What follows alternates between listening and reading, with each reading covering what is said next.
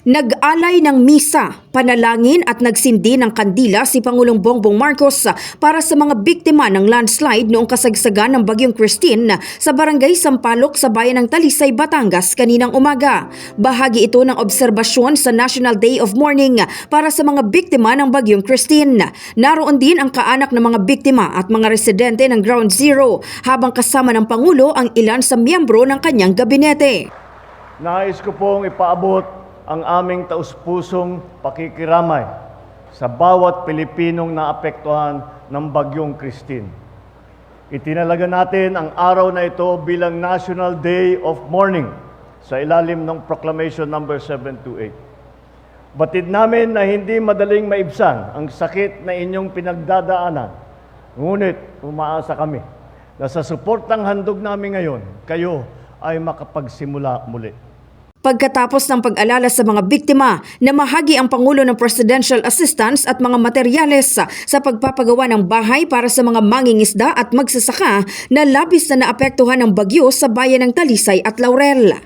Mula sa tanggapan ng Pangulo, magkakaloob tayo ng 60 milyong piso na tulong na ipapamahagi ng DSWD para sa mga munisipalidad ng Batangas. Kasama na rito ang Talisay, na lubhang naapektuhan ng Bagyong Christine. Makakatanggap po ng tigsa 10,000 piso ang mga piling magsasaka at mangingisda na labis na tinamaan ng bagyong ito.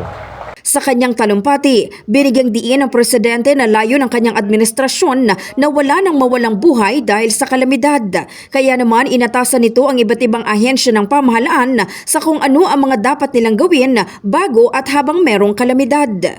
Una, inaatasan ko ang DOST na pagbutihin ang kanilang warning system upang makapagbigay ng napapanahong babala sa mga panganib dulot ng mga bagyo. Inatasan ko na rin ang DOST at DLG na siguruhin ang tama at maayos na komunikasyon sa mga lokal na pamahalaan upang maging handa naman sila pagparating ang kalamidad. Ininspeksyon rin ng Pangulo ang Bayuyungan Bridge sa bayan ng Laurel na sinira ng Bagyong Christine. Nangako ang punong ehekutibo na pinapaprioridad niya na sa DPWH ang pagsasaayos dito at dapat matapos sa lalong madaling panahon. In the heart of changing lives, ito si Brigada Maricar Saragan ng 15.1 Brigada News FM Manila, The Music and News Authority.